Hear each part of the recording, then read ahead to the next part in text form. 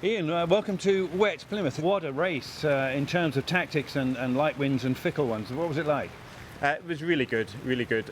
Very interesting, which was keeping us on our toes. I mean, yeah, you know, as you say, there were a number of quite important tactical decisions, and you know, when the winds are very light, it's difficult, it's tricky. You know, it's difficult to keep the boat moving, and the tactical difference mean quite big gains and losses.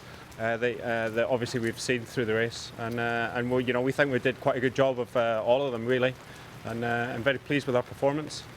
You certainly caught up all the multi-hulls as well, because you know, you're a few hours behind them.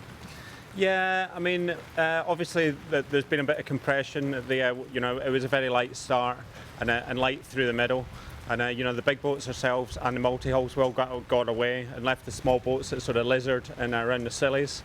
And now we've sort of finished and we've come in with a bit of breeze, but all the small boats are coming in with a 15 and 20 knots behind them. So yeah, we've come in close to the tries, but all the fleet are now, you know, coming in with pace behind us.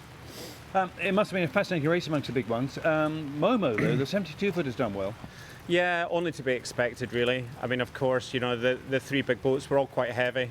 And in the very light air, you know, she's only going to weigh sort of 15 tons, and she just slips along nicely. You know, when it's 4 or 5 knots of wind, you know, she goes faster than us really. And you know, approaching Land's End, we were ahead of her by a reasonable way, and she just sort of trickled past, just purely on boat speed, just because she's fast in the very light airs really. Did you park up round Fastnet as well? You caught up a bit, I think, there. Yeah, we had a big gain. We had a big gain initially on both Rambler and Comanche.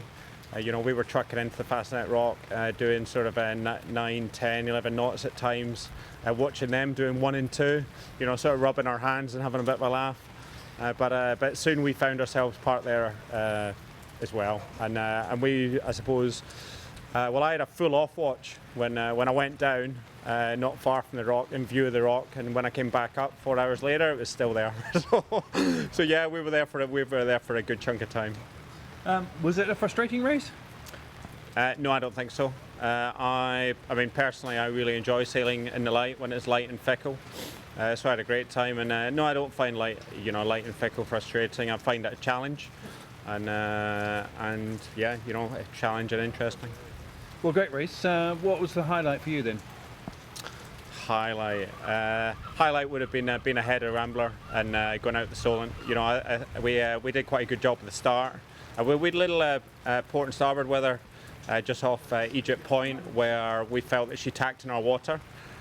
We haven't protested, but we, you know, do feel a little bit aggrieved. But you know, we had a little incident with her there, but then soon passed her on the water and led her out the Solent all the way, you know, through Hurst into the Needles. So that's the highlight for me really. And sailing through all the small boats was very difficult and challenging, and we did a good job. Ian, well done, and welcome to Plymouth. Yeah. Thank you very much. And the weather. Thank you. Thank you.